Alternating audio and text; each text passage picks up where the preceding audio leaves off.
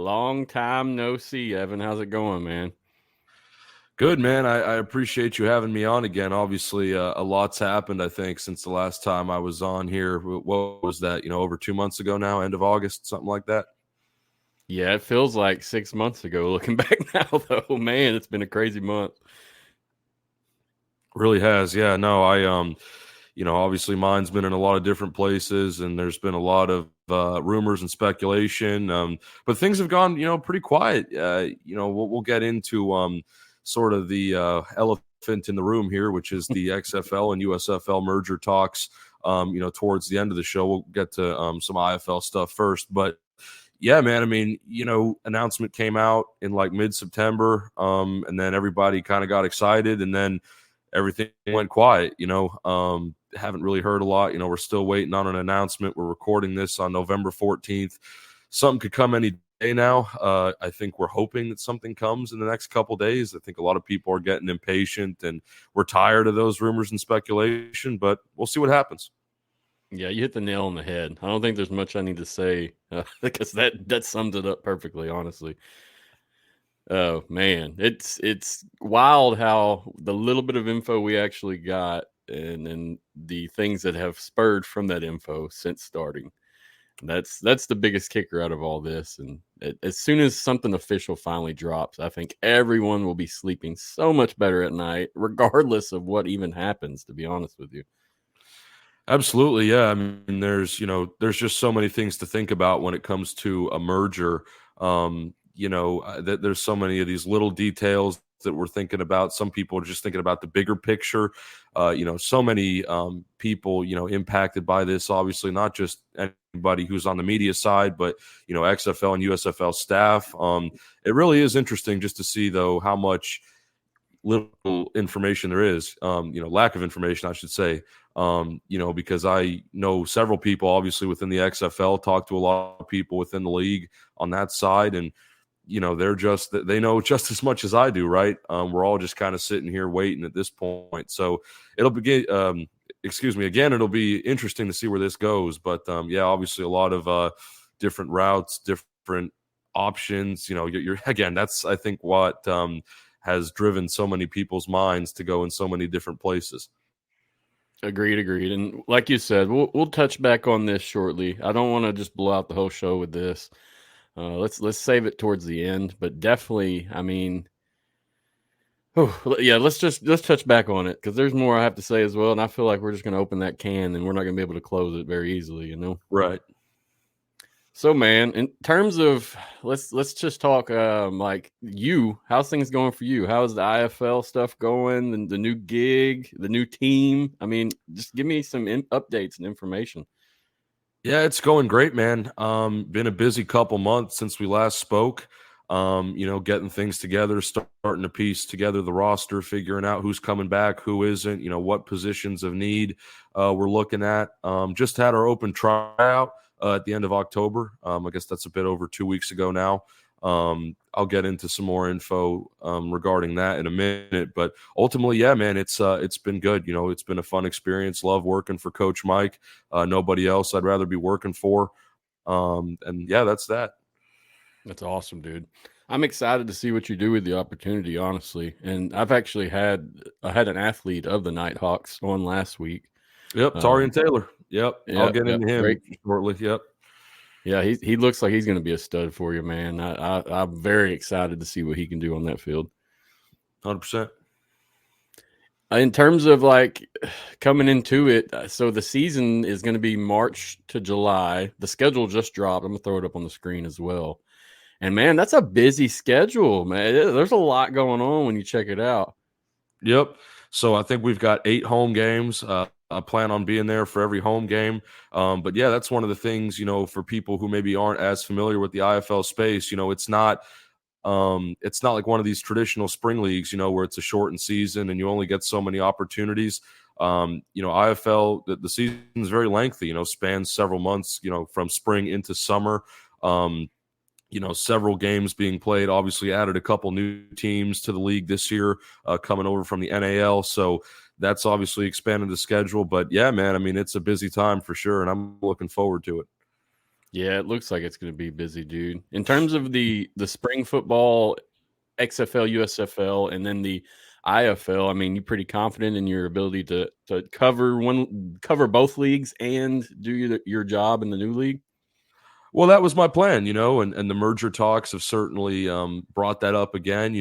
Right now I'm just waiting to see what happens, like we all are. I mean, what happens with that merger, I think, will determine, some of my future. But to be honest, I can't elaborate much on that right now just because I don't have anything concrete. So we'll see. I mean, I'm always confident, in my abilities, and it would be really fun to, do the XFL stuff on one end and IFL stuff on the other end. I love both leagues and both opportunities, but yeah, it's going to be busy one way or the other. So, Yeah. I remember all the games I attended, you were very at home there in Houston. Anytime I saw you, you were hanging out with the team, doing things, going places, staying till the last man left.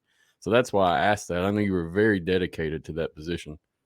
yeah, and I still am. I want to be as dedicated as possible to whatever I do. I mean, with the IFL opportunity, I certainly might lean into that a bit more. Even if the XFL is still going on, because those are my players, and I take that very personally. And I want to be there for them as much as possible. A lot of things to balance, right? I'm still in school too, so that's another thing to figure out, right? When you're young and you're doing all this stuff. But honestly, man, I'm just living in the moment, and I'm excited to see where things take me.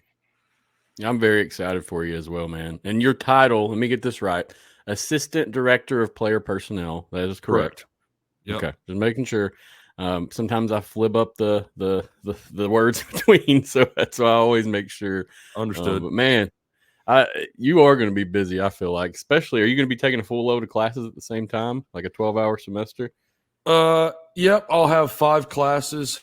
Some of them will be online. I took some online classes this semester as well, just to kind of even things out. I'm doing a lot of scouting, watching a lot of film, so want to make sure I have time for that, of course. So when I schedule courses here in college, I obviously take time to think about, am I going to have enough time to do everything that I want to do? And with the schedule that I have set now, everything should be good. So. Awesome, dude. Good to hear, man. Because I look forward to your work in the IFL realm of things. I mean, I'm going to need noticeable, knowledgeable people like you to bring that information, just so I know what's going on. So I look forward to seeing what all happens, dude, and what you guys make happen there in Vegas. Honestly, it seems like a great experience, and it seems like it's going to have a lot of momentum this year, and things are going to just take off. Yeah, man. I mean, I'll tell you right now, this is year 3 of the organization's existence. Nighthawks played their first season in 2022. Year 3 is a big year, not just in IFL, but in pro football, whether you're a player, a coach, a team, personnel guy like myself. Obviously I'm new to the organization. I wasn't there for the first 2 years, but, we obviously want to make some strides in year 3. The first 2 seasons, didn't had losing records in both of those seasons, and we obviously want to improve on that. The first 2 years, it's a lot of development. As much as it is the on-field product, you're also establishing yourself in that market. You got a lot of things you need to test out, right? It's kind of an experimental time, but by year 3, you're kind of settled down, and now it really is, obviously, the goal is to win a championship, which is the goal every year, but more so, once you know that you're in the right place and you're doing the right things. Yes, sir. Yep. Mike G said, getting into the IFL, you're definitely someone I'll be paying attention to. And I'm right there with him, man. Seriously. Yeah, man. I mean, I'll just add on a quick point. Vegas is a fun market. I take that into consideration as well when I talk to people about the league. IFL has a lot of small market teams. I think about Iowa, Sioux Falls. Some of these teams that are more out of the way, they're more local. But here in Vegas, we're capitalizing on a very a fast growing sports market, I should say. A lot of not only teams in that city, but there's a lot of winning. Golden Knights, who we're obviously affiliated with, we have the same owner, Bill Foley. Golden Knights are coming off Stanley Cup in the NHL. WNBA team, the Las Vegas Aces, just won a title. So there's a lot going on there, man. And, we want to contribute to that as well. Sounds like a winning culture is being bred, man. No doubt. Exactly. Yep. I'm wondering if those Vipers will end up back there in Vegas.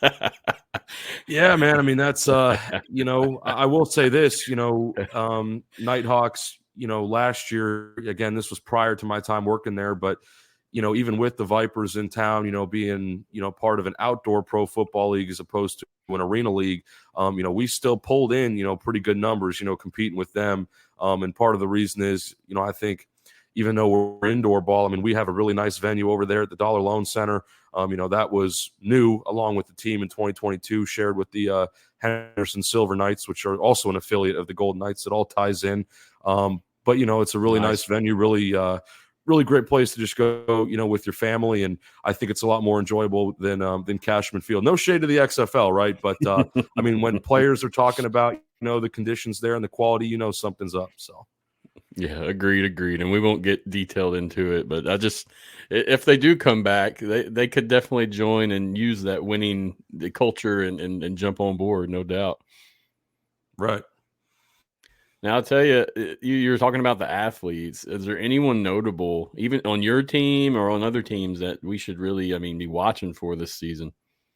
Because I'll tell you, man. I've had a couple guys already from different IFL teams come on the show. They're excited, man. They're ready to roll. 100%. Now, yeah, I've got a list here of a couple guys I want to talk about. So starting with our open tryout, I brought that up. We had that at the end of October. The one guy we got from that was Justin Hollins, wide receiver. He bounced around a lot in college. I think he started off at Boise State, transferred to Oregon, and then eventually ended up at Arizona State for his final year in 2021. So never really found his footing. Guy transferred a lot.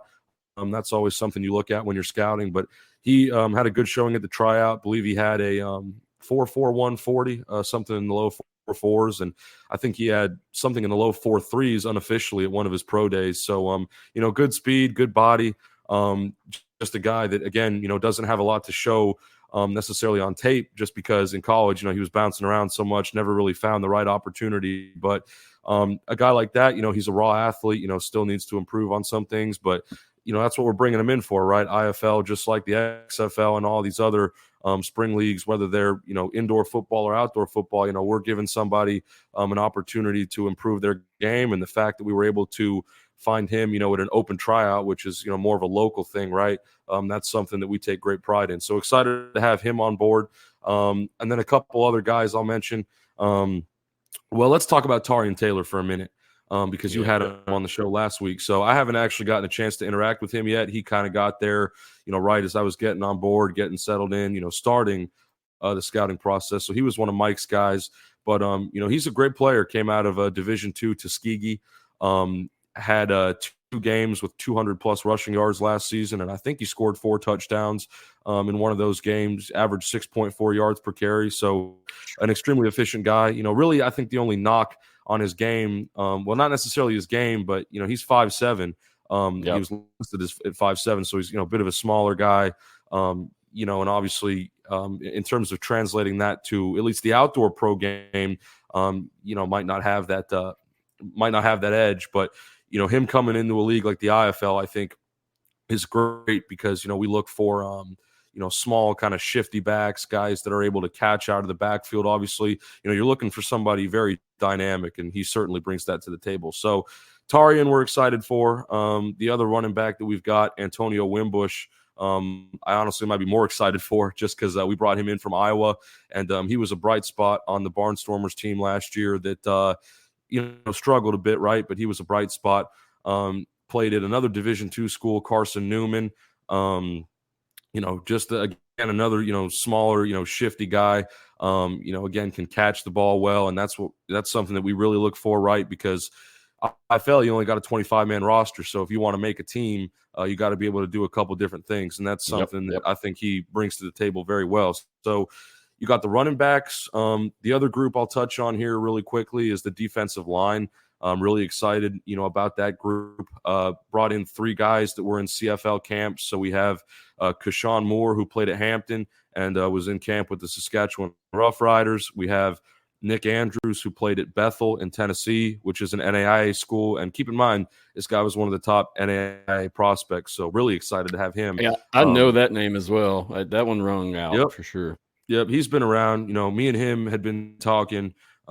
earlier in the year, about XFL stuff, and, happy to have him out now in the IFL, but he ultimately signed a contract with the Edmonton Elks and then got cut from there. Now we have him on board, so maybe he can get that outdoor opportunity again, hopefully.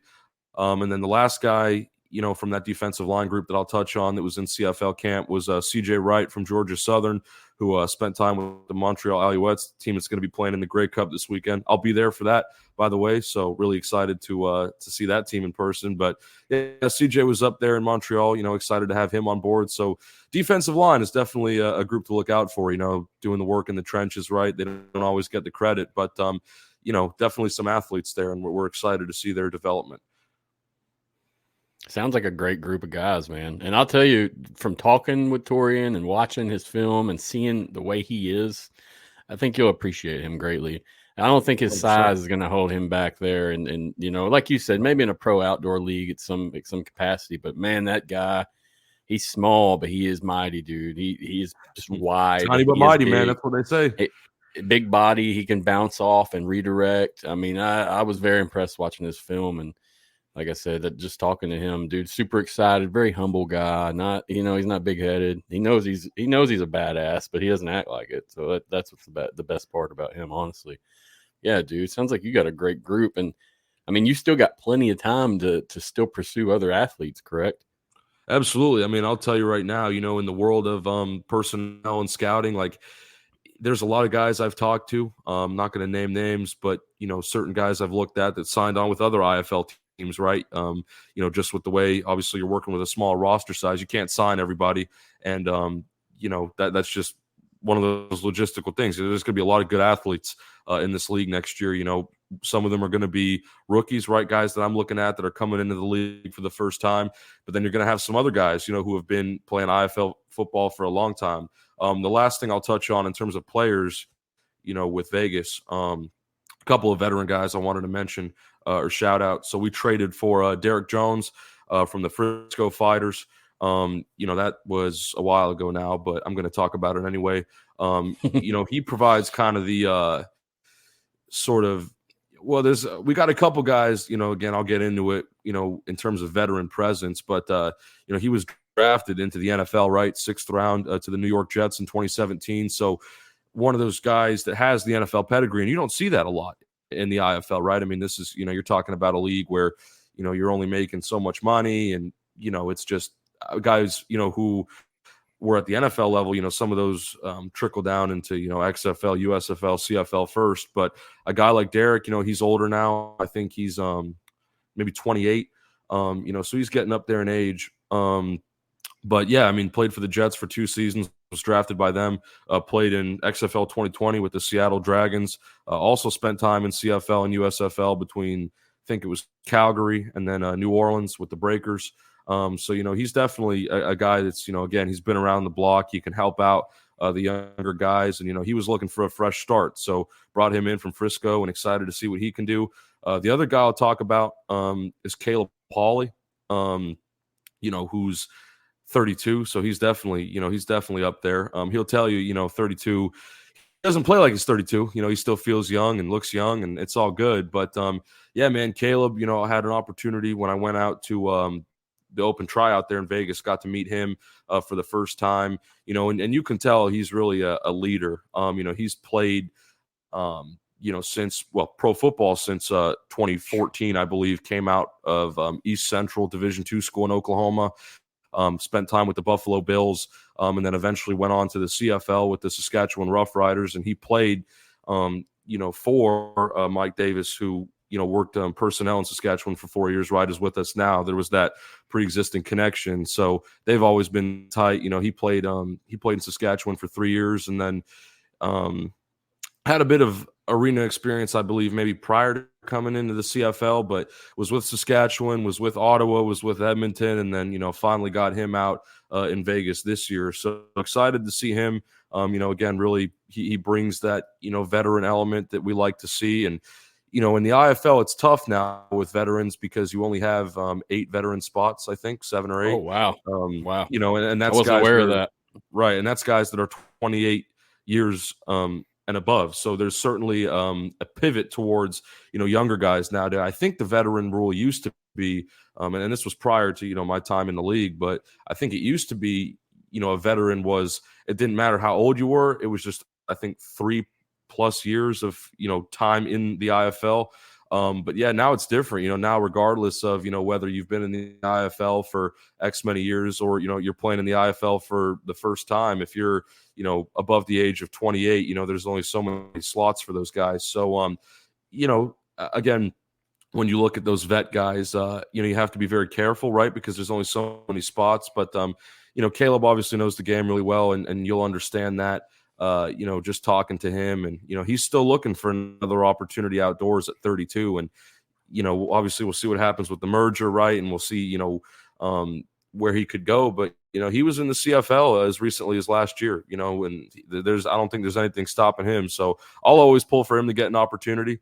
Obviously, I think, any guy that we bring in, we're all about player development. We want guys to get opportunities and to advance to the next level, wherever that be. Excuse me. We had a couple guys last year, again, before I was there. The two most notable ones I'd say that got, pro outdoor opportunities again. You had KD Cannon, the receiver who played, in the XFL this year between DC Defenders and Orlando Guardians. And then, so he played in 2022, right? So year one. And then the other guy that played there in year one with the Nighthawks was Coney Ely, who longtime NFL veteran, high draft pick, picked off Peyton Manning in the Super Bowl. I think that's what he's most known for when he was with the Panthers. Came, played in the IFL, and then went up to CFL with the Edmonton Elks. And he's, played there this year too. So, again, the opportunity is there if you can take it. We obviously have a lot of connections. You come in, you get your film, and then, we'll see what happens. We understand that, as much as it's about, winning a championship with our existing guys, that's what we're bringing them in for. This might not be the long game for a lot of guys. Guys are going to want to move up and make more money doing something else. And I respect that. The reality is, when you come into the IFL, a lot of the times, at least for some of these players, maybe not all of them, depending on your circumstance, but for a lot of these guys, it's I've kind of coined it like the last chance you of pro football, where IFL, it's kind of make or break. Like you either come here or, you're going to be at home working another job. So again, it's really about what you do with the opportunity, and maybe you create a career in the IFL for several seasons, or you just come in for a couple games or one full season, and then you get the call up outdoors. Either way, there's a lot of different directions it could go, and a lot of situations that could benefit guys. I think really any circumstance, coming into the IFL, a player will benefit from. So that's why I'm excited to be a part of this, more than anything. And I believe that we have a lot of guys right now, whether they've been in a pro outdoor league before or not, that can get that opportunity. Yeah. I mean, that the opportunity seems like it's there, and many of the men I've talked to, that's what they treat it like. It's not like we're going to play around. This is like a tryout for work. This is a serious event. Well, but I know a lot of the guys actually work real jobs during that time also. Mm-hmm. Absolutely, and you kind of have to, because again, IFL game checks typically aren't that much money. You're only making so much during a season. So yeah, a lot of guys are balancing things, and sometimes the deciding factor, as crazy as it sounds, when you're recruiting a guy just with the money situation, if they've got a family or something, they've got a kid, that can sometimes make it challenging. And that's sometimes why guys they don't want to leave what they already have somewhere else, even if they're fit. And I totally understand that. I'm like, don't if you've got something established in another place, don't give that up if you don't feel like it's right. I mean, I can't make that decision for you, but it's certainly something that you have to think about. The one thing too that I'll say about the IFL game in general, not just about our team in Vegas, but some guys come into the IFL, especially maybe some guys that have been in the NFL before, and they come in thinking it's going to be easy. They come in thinking that just because of their pedigree, I played at a big college, whatever, you come in and you dominate. But the reality is, IFL is almost a different sport. Indoor football, arena football, whatever it is, it's almost a different game, right? So you have to get adjusted to the pace, and it's 8v8. It's not traditional. There's a lot of things that make it different, right? And you'll see that when you watch games on TV, on YouTube, wherever it be. Some of these guys come in, from these pro leagues, and they don't have, the same impact maybe that you would expect from a guy that's, well known or kind of has the name brand or whatever you want to put it. You know what I'm talking about. But yeah, man, I mean, and the same thing happens up in Canada too, in the CFL. I mean, we talk about, some IFL obviously has a partnership with the XFL, but we send a lot of guys to Canada too. Guys will go up to Canada thinking, that it's just going to be a walk in the park and you can get a roster spot, no problem. But, CFL's been around for a long time and they have some players up there, just like we have in the IFL too, that have been around for several seasons, multiple years. These guys are lifers in the league and, they play a different speed of the game. So, you'll get that too. And again, I think that's something that's overlooked, right? Like just because, the IFL isn't, it doesn't get the same traction as some of these other pro leagues. I mean, the level of competition is still extremely high. I don't care, Sure. I don't care what money you're making. I think that the level of competition in this league is extremely high. And you'll see that, if you watch it on a regular basis. I know any arena fan can vouch for that. And it was, I'm not just saying that for the IFL nowadays, but back when you had, the AFL in its prime, in the mid 2000s when those games were being broadcast on NBC, people saw that. It's a rough, aggressive and fast game. And if you're not ready for it, it'll come at you very quickly. No doubt. So let me ask you this. So say you sign a guy, he gets the opportunity to go to the XFL, the Sea Dragons want him. Sure. They're allowed to sign him off that roster, and then you're allowed to replace that spot on the roster. Just trying to understand a little better. Yeah. So the way that from what I've heard, what I've been figuring out as an assistant is, if a guy gets an opportunity with the XFL, we can replace him. So let me back up a bit. We have an advancing list of guys that Understood. are, moving on to other pro leagues, right? They're moving up. They have interest from an XFL, CFL, USFL team, whatever it be. Those guys can move up. They can do whatever they want. We can bring in another guy in the time being. But the most important part here that I should really touch on is we retain rights to that player. So that's what I'm interested in. Yes. Coney Ely, right? Coney Ely's up in the CFL right now in Edmonton. I don't know. I don't think he's ever coming back, to the IFL just at his age. He's got his outdoor opportunity again. I think he's moved on, but we still have rights to him. So if he, for whatever reason wanted to come back to the IFL, we could say, we still have rights to him. Whether or not there's an expiration period on those rights, I don't know. Like if a guy, leaves another league and wants to come back, like, whether or not we have to do something within a certain number of days, that's above me.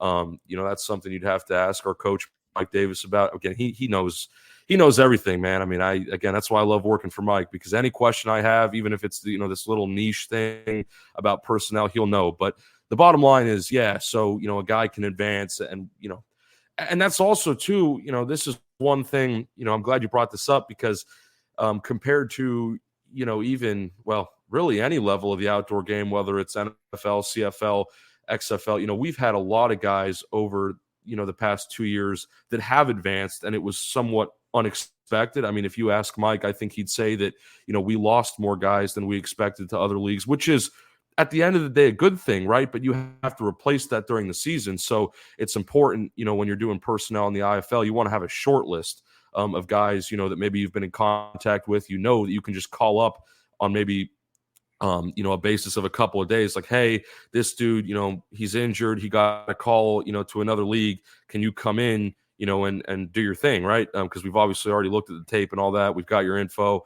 So yeah, it's fast paced in that sense, right? Like you never know who could go when. And I think, roster turnover, really in any alternate league, I guess roster turnover happens very quickly. Yep. I mean, CFL, like those are typically 1-year contracts, XFL, it was like, it was technically 2 years. It was like 1 year with an option, if guys, because you're seeing guys from the XFL go to the NFL and then now they're back in the XFL, a couple of them.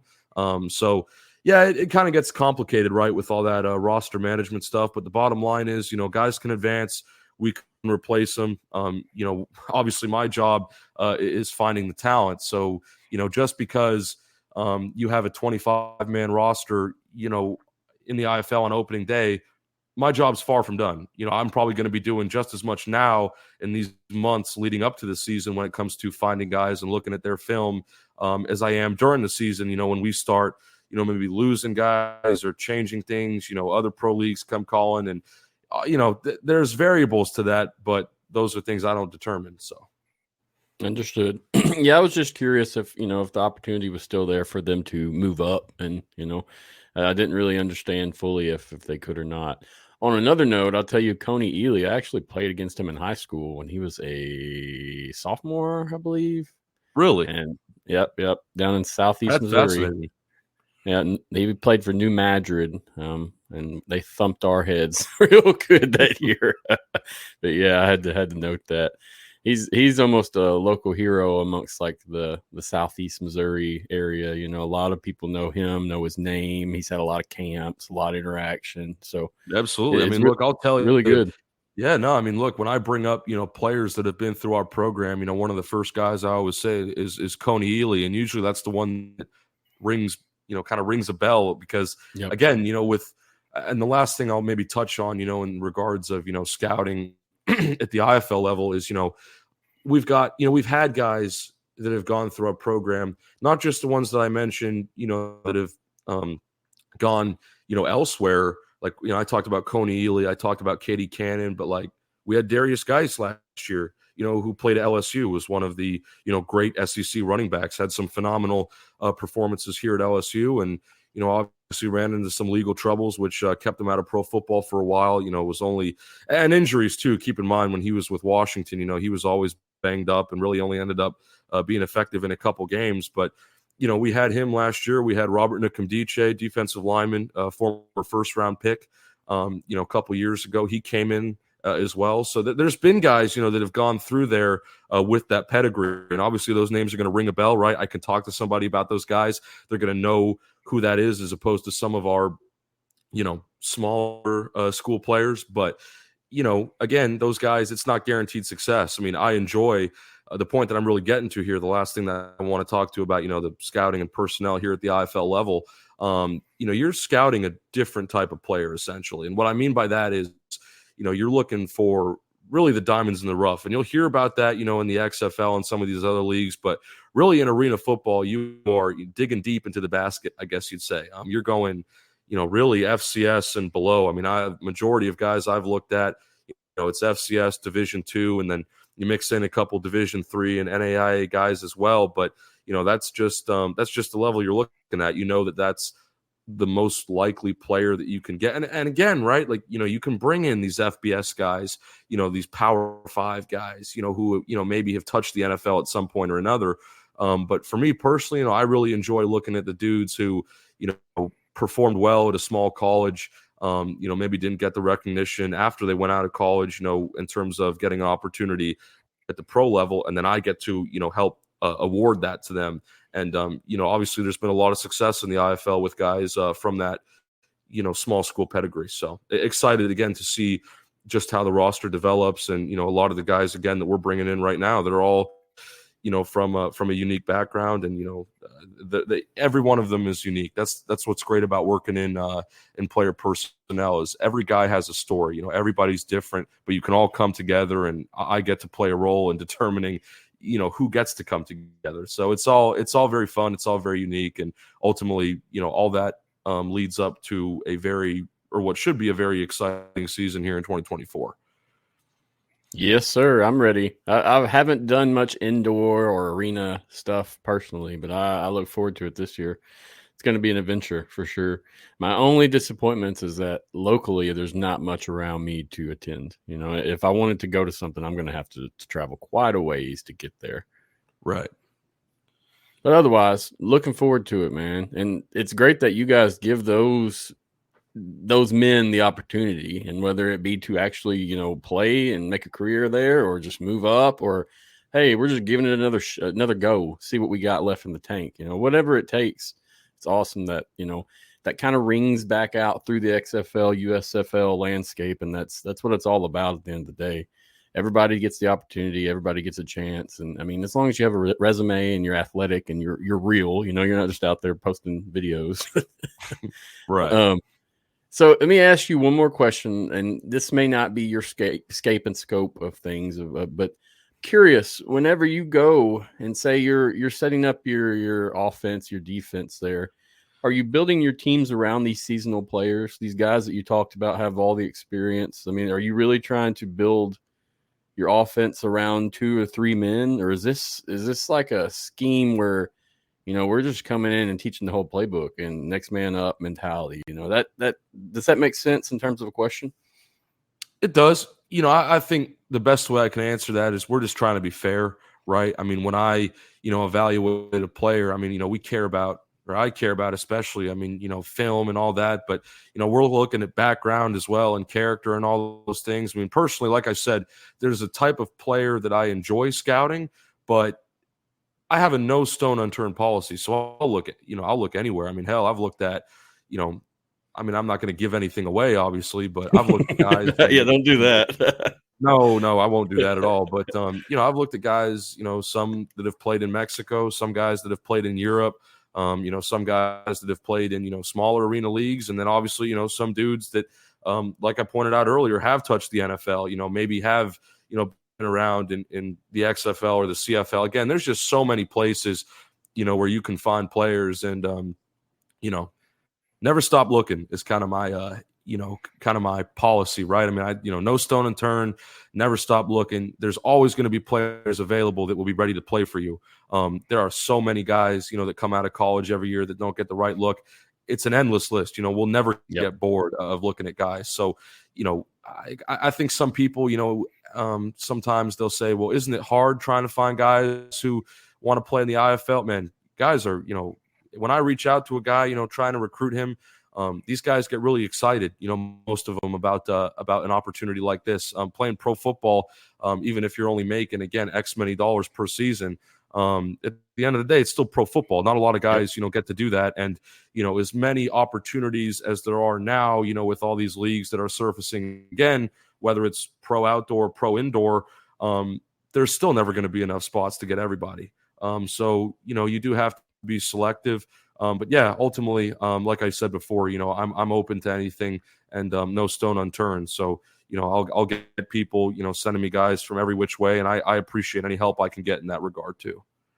I like it. One more point before we move on. Mike G said, has Evan seen Toro's stair workout? Did you watch the show last week by chance? I watched a bit of it. I did not see this stair workout, but I'm intrigued now, so I'll definitely have to get back to that. I'll pull it up. Or you could show it to me now too. Yeah, that'd be great. It's on his YouTube. He says that sounds like a running back thing. Immediately, I hear stair workout. I think, big quads, all that. Oh yeah. Yeah, he says he works out and he goes up there and he runs, and it's pretty. It's too much for me. Let's put it that way. Oh yeah, but it looks awesome. Sometimes I'm glad I'm on the scouting side and not the playing side. I'll just put it that way. Yeah, I'm too old for that myself now. Right. All right. So let's check it out real quick. He says he goes out here often. It's 5-10 minutes from where he lives currently. Okay. So that's him right there. Yep. That elevation, man, that altitude. Yeah, no kidding. You can see how stocky he is, though, dude. Oh, yeah. He's wide-bodied, and that guy's ready to roll. Check out his YouTube, man. It's got some good stuff. He doesn't have a whole lot of stuff on there, but he's got enough to get more of an idea of him if you haven't already. For sure. But when you do talk to him, just tell him I said hi, and just so he knows, because I told him I knew you, and he was like, I don't know who he is yet because we haven't met anybody. We haven't met anywhere. That's the reality. Like, oh, you will.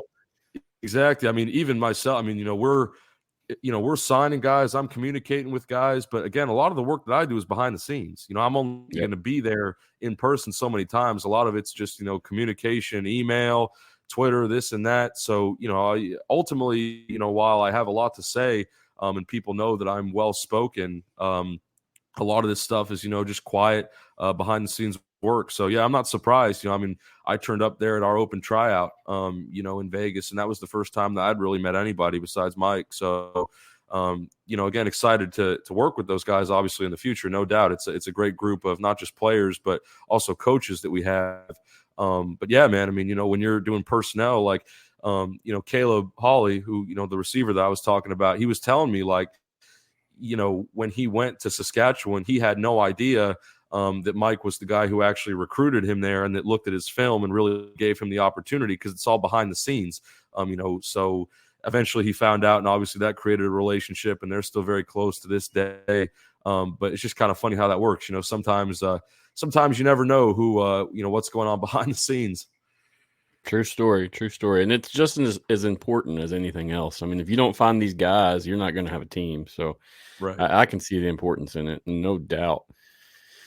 Let's see. We had one question from DeMarcus, and Richard, I see your question. We're going to talk about the merger here soon, I promise. But DeMarcus said, any QBs we should maybe watch out for coming up to the XFL season?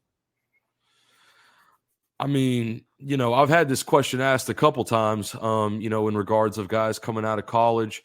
I would have to make a list in terms of guys, that are free agents right now, or maybe guys that are, in the IFL. I mean, I'll tell you right now, our quarterback in Vegas, Joe Mancuso, he's a guy I'm really excited to see this season. Maybe he's a guy that gets an outdoor opportunity. He was previously with the Winnipeg Blue Bombers in the CFL, pretty low on their depth chart, but kind of a guy that was up there to learn, and understand things. And, now he's starting to demonstrate that, at the IFL game. Last year we had, again, this was before I was here, but last year we had Joe Mancuso and Daquan Neal. Neal just signed with Bay Area, the Panthers. So, Joe, yeah, I mean, I'm excited to see what he does. I'm kind of just plugging my quarterback at this point, so maybe that's not answering your question. But look, man, like I said earlier, to give you somewhat of a more direct answer, look, there's a lot of guys, and if you watch any college ball, I mean, I had a question asked to me the other day, about guys that are currently in college, that could come out and play, spring football in 2024. I don't know if there's a lot of those guys. I mean, I know last year, like in the XFL, like there was only, maybe 3 guys that had played college football in 2022 that signed on to the league. And one of them was a quarterback, Harrison Frost from West Georgia, who was with the Sea Dragons. But, I mean, I think a lot of the quarterbacks that you're going to want to look at are guys, that played college, again, in 2022 and that have been free agents this year. There's a couple, that I can think of. Again, some of them might be my prospects, so I'm not going to say their names. They might be on my list. But, again, a lot of talent out there, man, no doubt. Agreed. I think what a name that sticks out to me is a guy like TJ Hilliard, straight baller. And, I really don't understand how he's not in like the XFL, USFL, whatever, because dude's a beast. So that's kind of who sticks out in my brain when I think of that. But I can see your end of it. And like, it's like an unlimited pool of people there that it's hard to pick and choose, especially when that depicts your strategy and what you're trying to do going forward for your team. So definitely understand. I mean, let's put it this way. Last thing on this topic. I don't know how many, between, Power 5 through NAIA, I don't know how many schools that is, but, it's a lot of schools. Every one of those schools has a starting quarterback. So maybe all those guys aren't ready for the pro game. Maybe all those guys obviously aren't eligible, to come out in the draft. But, that's a lot of QBs that have some sort of playing time and experience. And I can guarantee you, it's not just me, but any personnel guy, whether it's IFL, XFL, CFL, those guys are getting evaluated. Again, a lot of it happens behind the scenes. You don't hear about it, but it's happening. Understood. Well, I appreciate that, man. That's a lot of information regarding that IFL. I mean, it gives me a lot better understanding just from that conversation right there. But especially, I knew there was a 25-man roster, but I was not aware of the limited seasoned vet amount. Yeah, well, that's new. At least in terms of the wording as to what is a veteran. And I'll say, that's a blessing and a curse, because there's some guys that you want to bring in that are experienced, but, they're kind of right at that 28 mark.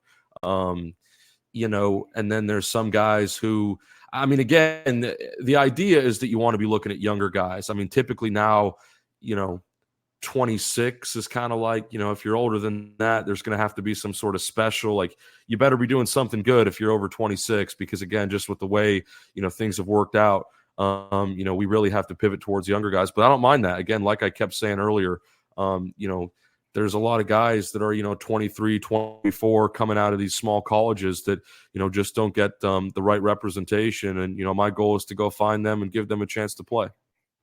Yes, sir. Yeah. From my interviewing and from my talking to multiple different arena or smaller professional athletes, COVID really screwed them up, man. COVID really messed a lot of these guys' career up. And whether it be just getting film or the play time they need and opportunities just didn't come during that time. I mean, it was a rough thing. One thing too, I mean, if you want to tie in the COVID situation into this, is when it comes to scouting, guys that are, ready to come out of college, fortunately we're kind of at the end now, because COVID granted everybody an extra year of eligibility, right? Yep.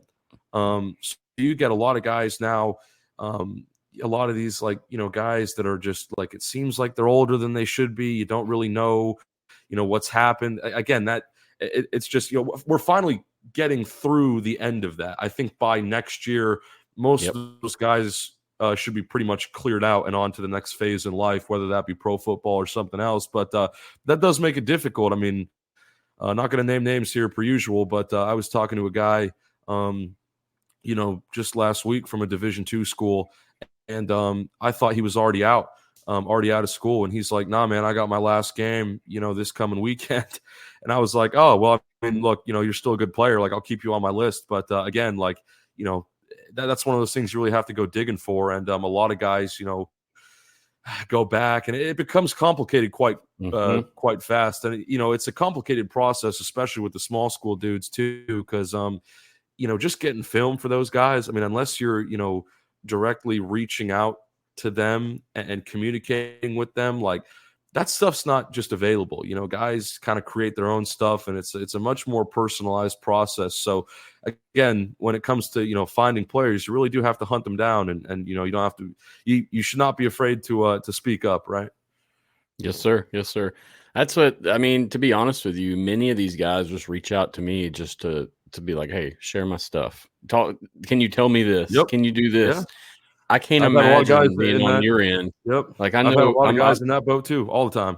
I'm sure there's so many that especially once they find out your position and what you're doing, I can't even imagine, man. So look, that's why I like getting your perspective.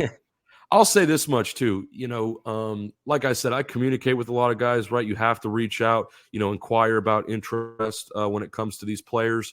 But at the same time, I have a lot of dudes where I'm not actively finding them. They're coming to me. I mean, my DMs are flooded, man. I can't, I'm not going to show you my my Twitter DM threads, but every day, my inbox, it's just, it fills up real quick, and I got to go through stuff. And, I tell guys, I'm always looking, right? I can't guarantee anything, but I'm always looking, and I will, as crazy as it sounds, when I get a lot of these requests, I'll go over film, right? I can tell pretty quickly, whether or not a guy is ready, but, sometimes you will find these gems just by, somebody reaching out. Like, I remember during the XFL season, there was a really cool story where, Hakeem Butler, who ended up playing with the Battlehawks, reached out to Anthony Beck via Twitter and was like, hey, coach, like, just wanted to, touch base on an XFL opportunity and see what this is all about. And then he goes on to be one of the best receivers in the league and lands another opportunity with the Pittsburgh Steelers. So, you never know what things might lead to, man. And that just goes, not just in football, obviously, but in any aspect of life. Shoot your shot. As long as you're being respectful and like I said, you have a legitimate resume. Shoot that shot, whether it's a job, athletics, good food, hell, whatever it is. Just do your thing, But yeah, man, I appreciate that insight. We'll move on. And we'll get on the dicey topic here. But once again, before we move on officially, I want to say good luck, man. If we don't speak again, which I'm sure we will before the season kicks off, good luck. Do your thing. I mean, I'm happy for you, and I look forward to seeing what you guys accomplish there in Vegas. Oh man, I appreciate that. I'll say, if anybody's got free time, tune into our games, man. They'll be on YouTube live streamed, as all the IFL games are. Cool. Tune in, man. As much fan support as we can get, I got to promote that just as much as I promote my players. So, understood. Well, what do you think, man? The spring football world right now is in shambles. Whether this guy. Now we were just talking logistics, but now it's getting in. Now it's getting deep, huh? Yeah. It always depends on who you know, though. Who's got the most current, the 10-man or the 12-man? What's it going to be right now? But yeah, man. In terms of the updates, I'm not really going to say there has been any updates. I mean, we are still just waiting, and that's what I feel like. We've been just waiting for 7 weeks, something like that, 8 weeks now. I mean, it seems like since this first dropped, I mean, we've got a trickle of info, but really, who knows what the hell is going on? Mm-hmm. In terms of the 2024 season, if we don't get something released soon, in my opinion, it's not going to be very easy to have this merged league, and that's just me talking. But what do you think so far of just the information? And I don't want to get down to the detailed rumors because I don't want to dish out more information. But I mean, do you think this stuff is valid? Is this merger happening, or are we going to have a separate season next year as it should be? Well, it's a great question. Without diving into any of the rumor and speculation stuff, initially, when you read the room, when I say read the room, I mean, obviously I have a lot of connections within the XFL. Just talking to guys. Look, nobody really knows anything, of course. We've been over that, but you read the room and it did seem pretty official. I mean, look, the leagues came out themselves after the initial report. I think it was from Axios came out. And they said, we intend to merge, and the statement was there, and they had the PR release and the whole bit. It was very official, and it looked like it was going to happen. They specifically said for 2024. Yep. But now there's some things being floated around, and again, we're not getting into rumors and speculation, but just based off what we have, maybe it happens this year, maybe it doesn't. Maybe the entire thing falls through, and there's no merger at all, whether it's 2024 or 2025. So it's a good question. Again, with the amount of evidence that we have right now, which is little to none, that's a hard conclusion to make. But I think part of that just stems from people. People are waiting, right? People have been waiting for a while on this, and even myself included, I'm getting a bit impatient. I'm kind of. I was telling you before we started the stream, right? Like, every morning I wake up and I get on my phone, and right before I open Twitter, I just close my eyes. And I'm like, is today going to be the day where things just blow up? And my phone, if it's not already, filled with film and people trying to, get in touch with me about opportunities, then it's going to start blowing up about, well, what do you think about this and that? And what's going to happen here? And, I don't know. So at this point, I will say, while there might be some uncertainty, maybe amongst some people at least, as to whether or not this is viable for 2024. I think that's something we all question to begin with. But even if there is still some uncertainty, we're sitting here recording this on the evening of November 14th. It's been close to 2 months since the announcement. The word is that, any day now, really, could be this week, could be next week. There was a couple different ideas floated around, November 13th, which was yesterday, the Monday. Mm-hmm. That was one that was going around and gained some traction. Really, I think just any time before Thanksgiving, to be honest, is a good, a good way to look at it. So that's about, that's like 9 days. So I don't know. I mean, it feels like we're getting close to something. We have to be, right? Because, the reality is, I mean, we're sitting here, mid-November. I mean, XFL training camps, assuming the merged league doesn't happen and the XFL just, follows their schedule from last year, those training camps would be starting in mid-January. That's 2 months away, and keep in mind, there's not just with the merger, but like we were talking about, Vegas earlier, obviously, the Vipers, like they don't have a place to play. There was an announcement that came out shortly before the merger saying, the Vipers will not return to Cashman Field in 2024. But then there hasn't been any follow-up as to where they might be, in 2024. So another question there that I think maybe has kind of gotten shoved under the rug per se with, obviously all of the, merger. I don't know if you want to call it drama, but, again, rumors and speculation, right? We keep saying that. That's something that's been swept under the rug. So, yeah, man, just a lot of questions.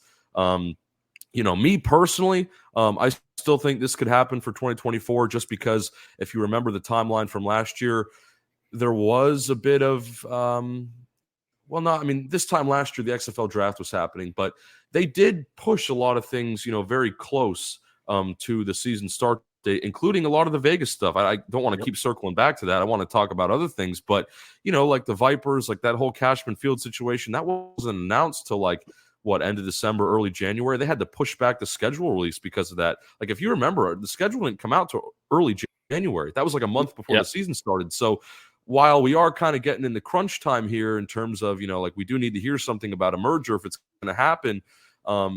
We've seen it before where these leagues can operate in a really tight window. And I don't know if that's necessarily good if you're going to merge entities, but, that's not up to me. So.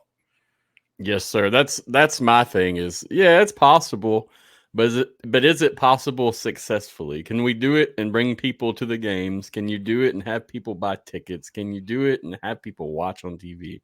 That was the biggest downfall of XFL last year is, man, I'm gunned up, ready to go. I'm hype and I'm ready to buy tickets on Christmas, before Christmas. I mean, November. I can't.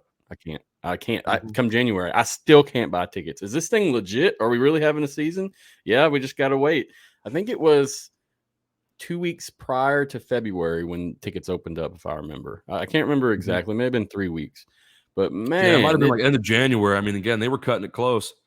Yep, that's my worry. And then another thing, too, we got Houston sitting there, and you have a lot of these Houston fans wondering, is my team going to be here? I mean, we still haven't got any official word on that, and that is going to rub some people the wrong way, even if you do have the season next year as planned, because we're still wondering, hey, in 2025, is my team going to be here? So it's a rough situation on the Vipers end and the Houston end. I definitely think if those two factors were different, this would be a lot more transitional. It would be a lot easier to implement quickly, but with that being up in the air, I mean, that's a little rough. So I don't know, man. My opinion of it is I'm just waiting. I've tried not to say anything on air that's going to be taken wrong or be taken as information because I'm not plugged in enough to tell you what's going on, and I know I'm not. But I'm here to talk with guys like you who can kind of set the steering wheel straight and drive us on the right path, Right. Well, there's a couple layers to these merger talks, and the first one that we've already kind of covered here is just the merger itself. Is it actually going to happen, right? I mean, I think a lot of people initially when that news came out, merger sounds great. But like if you remember, back when the XFL kind of initially rebooted back in 2021, they were talking with the CFL. Now, that was a partnership, not a merger. That's two different things. And that's, where people, I think, get a bit confused. But there was a discussion with the Canadian Football League about possibly, having some form of, joint football operations. I mean, they weren't talking about, collective teams or whatever. There was rumblings about maybe an XFL Toronto team at one point from what I remember. But all of those things fell through. It was a similar situation to this where, there's an announcement made. We're talking. Something's going on. We don't know what it is. Very few details. Nobody's really read in. And then it kind of goes quiet. People don't forget about it. But again, you can only speculate so much as to what's going to happen before you just kind of have to sit there and be like, you know what? Like, I'm just going to wait until I hear something. And I think that's where we're all at with this now. But what ended up happening with that was, you waited and waited. And then they just came out and they said, no, we stopped talking. This isn't going to happen. And, I think, again, now that wasn't nearly as serious as what we're dealing with here because, again, partnership, not merger, right? When people hear the word merger, that's a lot more serious. That's going to raise some eyebrows. And I was definitely surprised when that news initially came out. But, like the XFL's had, other successful partnerships too in the past. Again, not merger, but partnership, right? I think the most notable one probably that worked out was with the NFL Alumni Academy. And, in terms of bringing players into the league, a lot of people don't realize it unless you really, dive deeply into these things like myself and yourself do. But, a significant amount of XFL players went through the NFL Alumni Academy program. And again, it was a pretty quiet thing.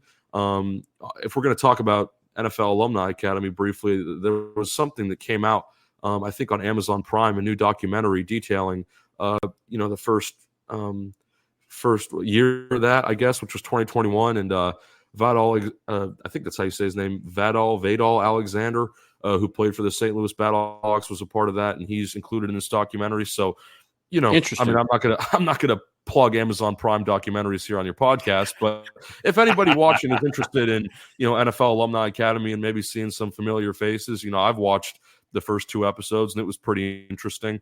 But anyways, back to the initial point. You know, that partnership worked out with the NFL Alumni Academy. CFL one didn't, you know, so they've had their trials and errors, right? I mean, obviously the XFL in itself is a very experimental league. You know, it's all about player development and, you know, new rules and a new style of the game. But yeah, I mean, you know, like I said, I'm still confident this is going to happen with all those things I just mentioned and considered. You know, it sounds like, you know, while the announcement about this merger was made in September, you know, looks like there had been some talk since July. And the one thing that makes me, you know, feel like that this, you know, is a possibility for 2024 is, you know, like there's a document somewhere out there. They had to submit something, you know, for the legal procedure. You know, they're talking about this, you know, pending government approval or whatever. Like they had to submit a document. And my belief is that on that document is all the stuff that we're sitting here speculating about. You know, yes, it's sir. got everything laid out and, you know, which teams are there, which teams aren't. That's the second layer that I was going to get into is, you know, the team specifically, because I think that above all these little nitpicky issues that we've talked about with this merger is the one that sticks out the most and is the one that people are really interested in, again, above all. So, yeah, man, there's multiple layers to it. But I think, you know, again, like somebody knows something. It's out there somewhere. And, you know, hopefully, again, within the next couple of days, we'll have something more concrete that we can really do a deeper dive into. Yep. Like we were talking beforehand, I took a good break from the show just because there's not much news to discuss. I don't want to keep hitting the same crap over and over. Mm-hmm. So I was really hoping and praying we'd hear something by now. Even today, before we got on, I was just like, come on. Oh, me too. Something. No, absolutely. Give us something. And so, I mean, it is what it is at this point. You're right. We're just all waiting. Whether that approval wasn't approved, whether we're still waiting for that, whether they've decided to change the scope of things, we truly don't know, but hopefully we hear something soon. I'm going to go to the comments, though, because we had some comments coming in. Mm-hmm. Oh, XFL Mike G said, I think we'll know more after the CBA for the USFL Players Union Agreement is announced. That's a good point. Yeah, and that would be on Thursday, on November 16th. So I don't know. I mean, I didn't view that. Like, you know, I saw that date. You know, some people have drawn the connection between the two. I don't know personally. I mean, it maybe it does pen, like maybe something is pending if they're, you know, coming out with this, you know, now. And that, again, the whole another element that, of course, we haven't discussed, but one that was discussed, you know, previously in different spaces was, you know, if these two leagues are going to merge, USFL chose to unionize, XFL didn't, to put it simply. So how are you going to navigate that? I'm not going to get into that here because that's not my background. I don't know enough about that. I mean, maybe you talk to a USFL PA rep. I know those guys are great. But yeah, I don't know, man. It's a good question. Maybe it does indicate something. I don't know. Yeah. I'm the same way. I mean, it's a good point, but I'm not going to sit here and break it down and say it's valid. I don't know either. It's over my head at this point. I will say this though, and that was another point I was about to make. I mean, for the most part, it's still business as usual for both leagues. USFL seems like they have more going on though. I will say that from checking out their socials and seeing what they're doing, like the marketing with the season ticket holders come to events and such. And let me put some of that. I was going to show that on up here as well because we don't see much of that coming from XFL, but we do see a few occasional player signings here and there. Right. Well, the USFL, you know, had their free agency period recently, which they, you know, promoted, of course, across, you know, a bunch of social media platforms. In terms of, you know, player transactions, things of that nature, the XFL, I mean, they've ultimately been pretty quiet about it. The one thing that I think, you know, we could talk about in that regard, a lot of the guys, you know, that had their rights claimed by certain teams over the summer, you know, have signed letters of intent, you know, to play with those teams in 2024. Now, you know, what we can maybe get into, again, without touching on rumors and speculation, I'll keep saying that. But, you know, You're perhaps good, we man. can touch on, again, you know, I think the one thing that I do feel confident about, you know, we don't know of any specific teams yet, but I do find it interesting, again, with this business as usual model, especially where the XFL is signing guys, to letters of intent. I don't know if all the XFL teams are going to be there. Exactly. I mean, a lot of I'm not going to go over the proposed scenarios because, quite frankly, I'll see it when I believe it, but the idea is in a lot of people's heads, and what I really believe in, just given my, gut feeling. And again, when you read the room, is, not all 16 teams are surviving this from both sides. But if you want to, this is viewed as a cost-cutting move, and because the USFL already had their hub model, you'd think that maybe the XFL might want to, be a part of that, which would therefore mean removing teams from certain locations. And again, there's been a couple different team names, floated around, that might not last into 2024, with the Roughnecks being one of them. I can maybe talk about that a bit once I'm done with this. But generally speaking, there's a chance that, I don't want to pick sides here, but it does seem like, the XFL may negatively benefit from this a bit more than the USFL will. And again, that's more of an opinion than anything. We don't have any concrete evidence to suggest that. So, whatever you're hearing from me is just my thoughts, not anything that I've heard.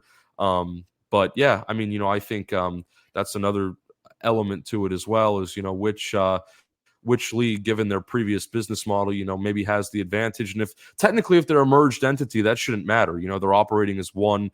It's a single individual unit. But we all know, like, not going to pick sides, but XFL was the one that reached out to USFL. And that's something you got to keep in mind ultimately. That's not necessarily, I think, how the merger talks came about. That seemed to have been escalated through certain high-ranking individuals on both sides of the table. But, like that, you can't hide the facts. There are, as much as there's a lot of rumors and speculation, there's also a lot of facts here. And one of those is that, the XFL did reach out to the USFL first. We know that the XFL lost, some money. It was a significant figure, but it could have been more, right? The $60 million that everybody talked about over the summer after the championship game and all that. So again, a lot to unpack, but those are just a couple things. I will agree with you. The USFL seems to be a bit more, again, like the XFL, they're obviously still active on social media. They've been doing a lot of like merch promotion stuff recently from what I've seen, discounts, for the holidays, things like that. And then obviously these, what you've got pulled up, the letter of intent signings, but, USFL has been extremely active on their end as well. And I think that they have, again, between their, free agency and things like that, even when the initial merger announcement came out, it felt like that the USFL had a bit more prepared in terms of a statement. I think they had like the actual statement, and then there was a letter to the fans of some sort. There was a couple different pieces there. So, yeah, I think you're on the right track with that. Yeah, I wholeheartedly feel that way. And I'm a big fan of the XFL socials. I like how they do a lot of their things, and, they interact with each other and do different things. But that's definitely kind of fallen off a little bit since we've got, this info. Things have changed in terms of in the social landscape of things. And you and I can both see that, as being active as we are. And even events like this, I mean, how much would XFL fans love this kind of stuff as well?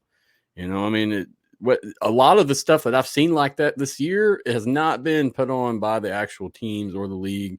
It's been like what the X Fan Show did a thing where they had, a player come and do some signings and stuff. But the XFL is really missing the ball on events like this, and it makes you think: is that, is this purposeful? Are we doing this on purpose? Because this next year it's going to be a little different. I mean, I don't know, man. It's possible. Again, that's getting into some more hypothetical situations, and you kind of have to write your own conclusion. What I really want to get into, I mean, we've talked a couple logistics here about the merger, but again, I've done that so many times. I just really want to get into my own opinion on the merger situation, because there's a couple different ways that I look at this. And to be honest, depending on what the ultimate scenario is here, it could affect me as well, right? Someone that, has taken or put a lot of time into, I should say, this space and this community, this league, whatever you want to put it.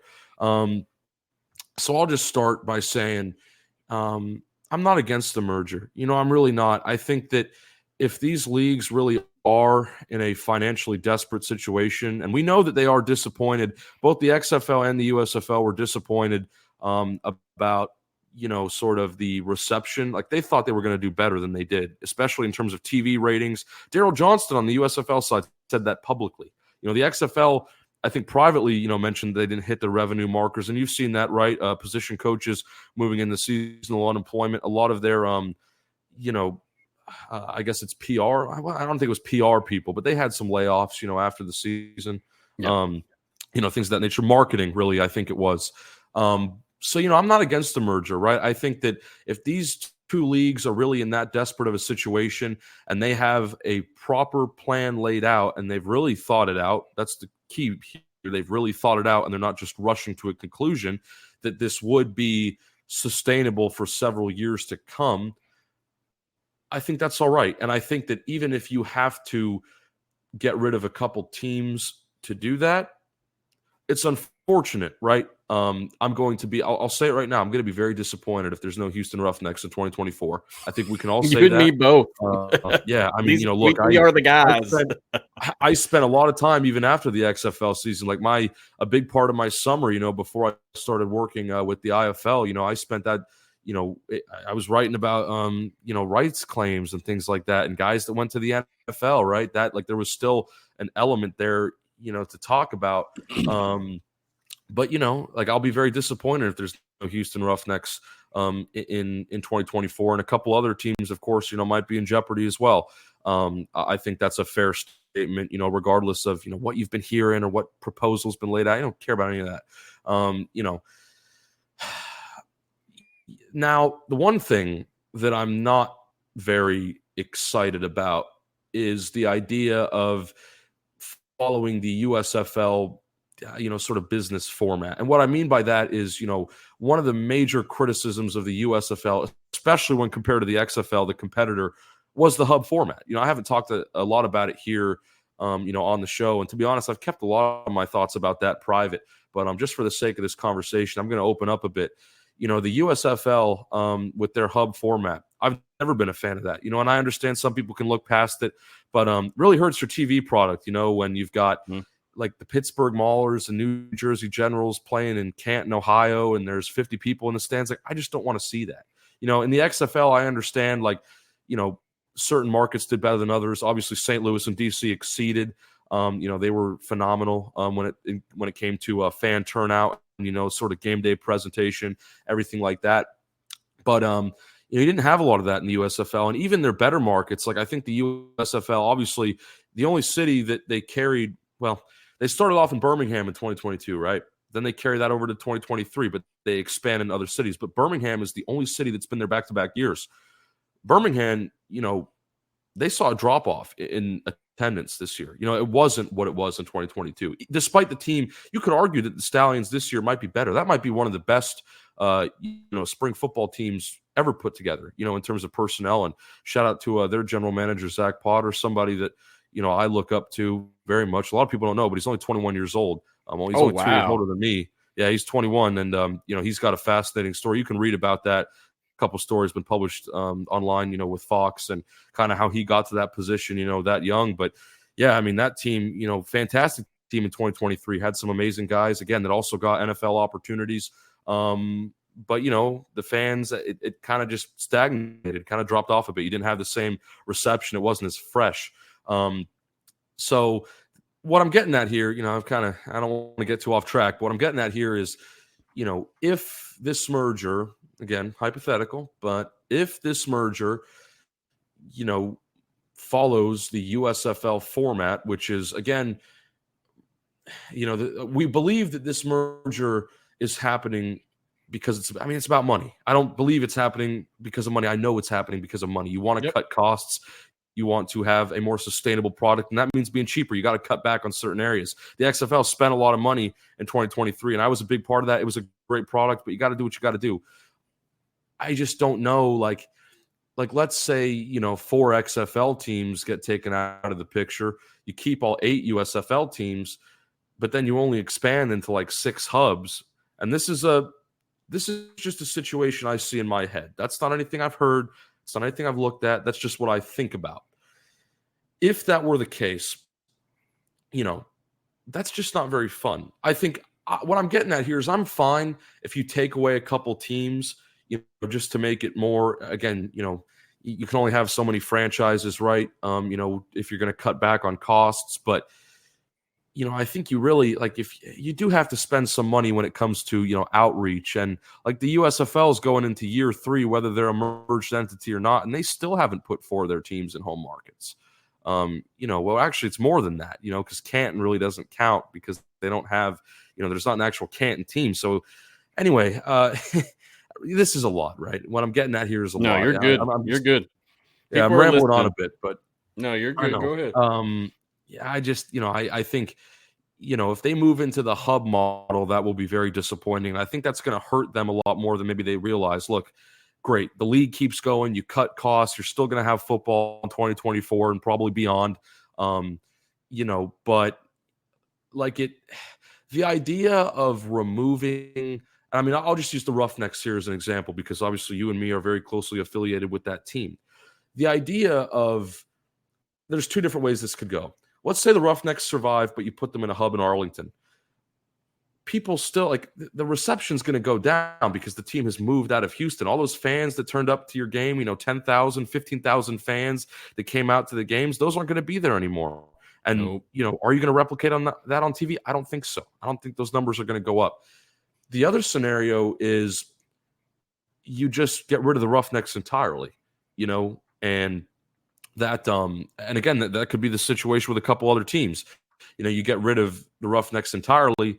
So then you just had a team there for 1 year that disappears. And, for some people, that's going to feel like a waste of time. I know for me, if that happened, I would be disappointed. But, I always know that the stability of these leagues is put into question. And I was prepared for anything to happen. I said at the end of the 2023 XFL season that I was excited for 2024. I plan to stay around and do whatever I could in that capacity to help grow the league, as I did in its not inaugural season, but return season, you could say. But like if they take away my team, it's kind of hard to feel that same connection. So again, I'm trying to stick with concrete evidence here, right? But you do have to think about some scenarios. I think the general consensus that everybody's agreed on, and they could surprise us again with nothing written that we've seen, but the general consensus is that there's not going to be 16 teams if this merger goes through and it's a merged entity. Which teams get cut? I don't know. Are there teams that are cut from the USFL side? I don't know, right? None of that's known. Nobody here can say that they know that, okay? Because I talk to people in the XFL. They don't know that. There's been, from what now this is going back to more concrete stuff, just going off, getting away from my opinion for a minute, right? I just said I'm not a fan of the hub format. I'm going to feel quite distanced from the league if they go into the hub format. I don't mind taking away some teams if it means, the leagues can last, but I just certainly hope that they keep the right teams and that they have a plan in place for those teams, to succeed again. Because look, some way, like, regardless of whether they take teams out of this, or not, someone's going to be angry. Somebody, people are going to lose their jobs over this. I think that's pretty, whether it's, you're out of a job because your team doesn't exist anymore, or, they're just trying to cut back, certain staffs. Like, obviously the XFL has a lot of support people per their team. USFL kind of has multiple people, I think, doing the same things. Again, cost cutting, right? So, someone's going to lose their job either way. I just hope that,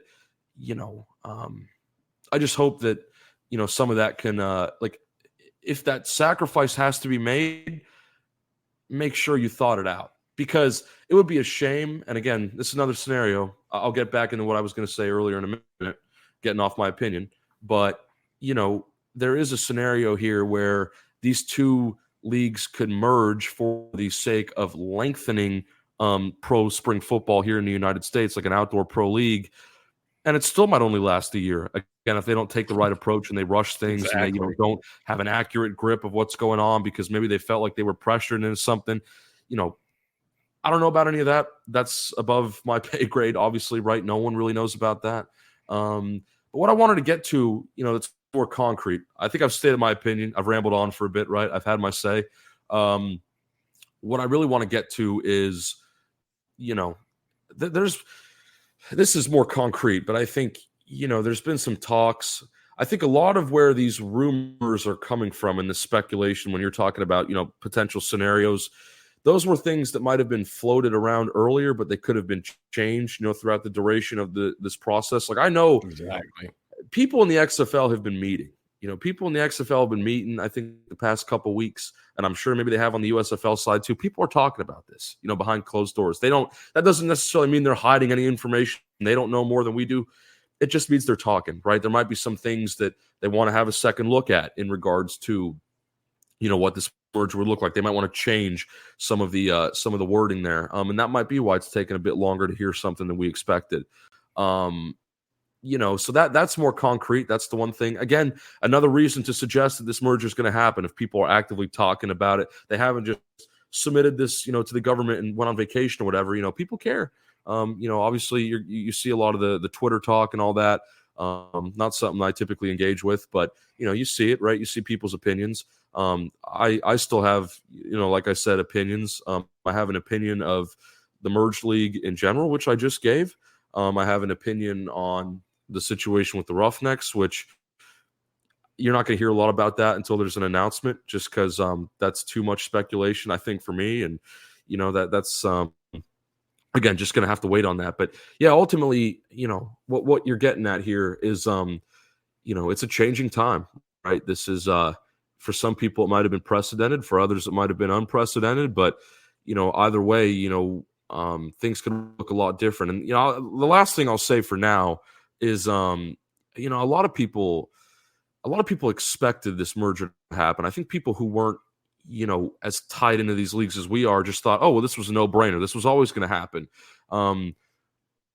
I flirted with the idea, in my head a couple times, right? Like, you always think about, well, there's these two competing leagues, right? Like, what if they just merged? That's a natural thought. But I just thought egos were going to get in the way, quite frankly, and I thought it was going to be too much to overcome. And again, I was very surprised when that announcement came out that they were able to reach some sort of, whether it was formal or informal agreement. The fact that they were even able to, sit down and have that discussion, I think is it's really important. Look, there might be some things here that we don't like about this, but it really does signify more than anything, people care, right? I mean, I'm not, until we have the details, I can't say I'm a fan outright of the merger. I'm not against it, but I can't be a fan of it until I know more about it.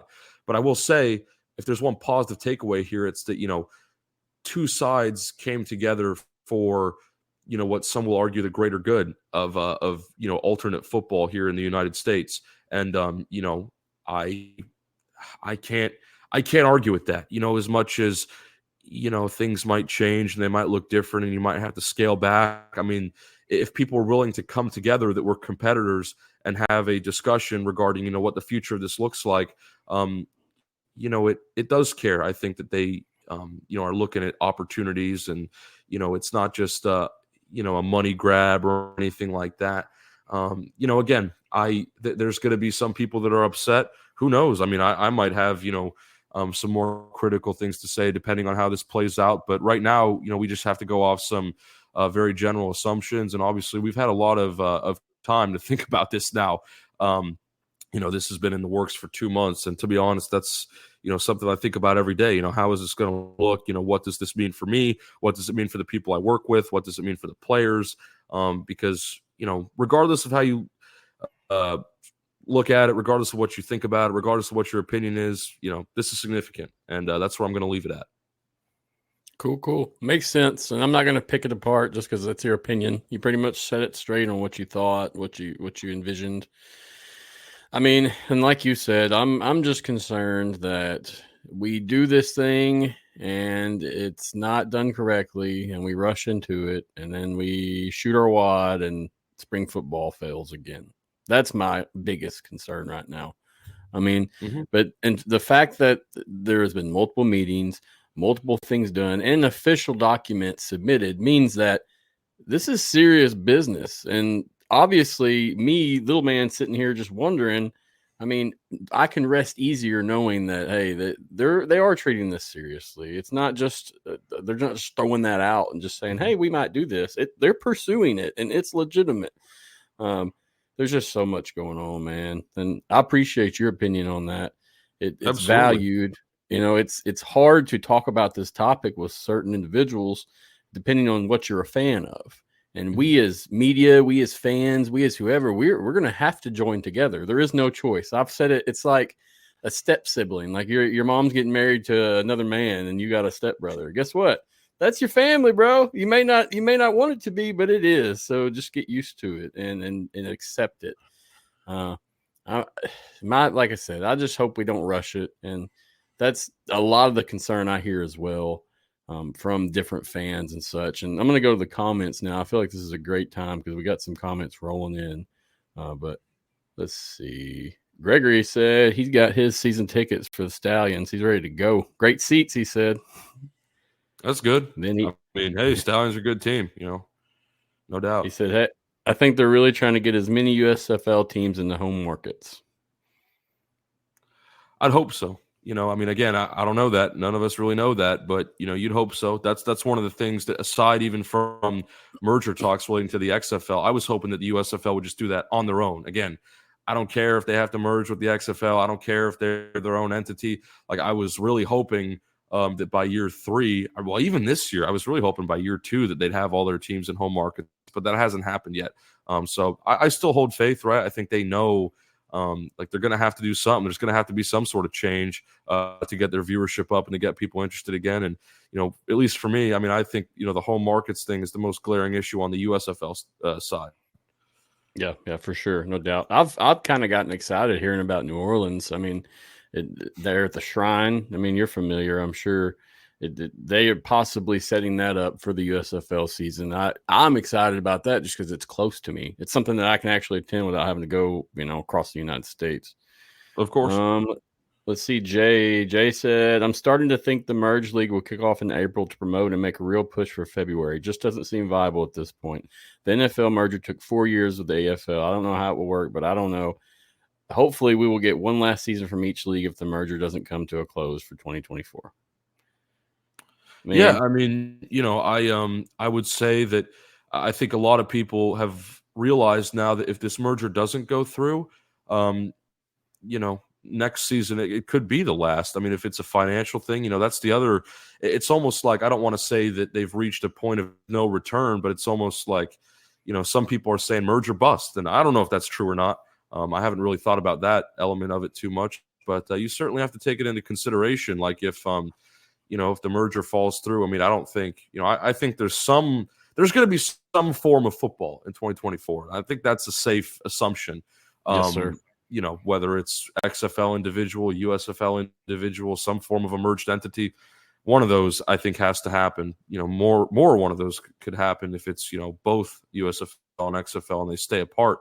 But yeah, that February and April start thing, another interesting thing to follow. I think a lot of people are also in that boat now. Like, the fact that we haven't heard anything would suggest that they're going to push back, the start date again, following the USFL format, which would start in early April. But what do we have to confirm that? Again, like I pointed out earlier, last year, the XFL, like, they did a lot of stuff. They said that they were kicking off in February. We didn't hear a lot until January. So everything's on the table. Exactly. That's my thoughts as well. And then I'm just going to roll through these comments, see what they're talking about. Gregory, he said, the hub model is what has allowed us, and I'm guessing he means USFL, what has allowed us to make it to year 3. This was the plan all along. Fox will adjust the schedule and have less early game start times. It's too hot in southern states in May/June. It is hot as hell. Alabama in May, June is a rough spot to sit out for a football game. Yeah, and the USFL, well, what's interesting with them specifically, again, just as them as a singular entity, the USFL doesn't really have a West Coast presence. They're not spread out very much. If we hypothetically think of, if all these teams were in their home markets, Memphis, New Orleans, Birmingham, Houston Gamblers, those are all in pretty warm areas, in summertime. That's all south. So yeah, that's something to consider. One part of that comment, the hub model was the plan, all along.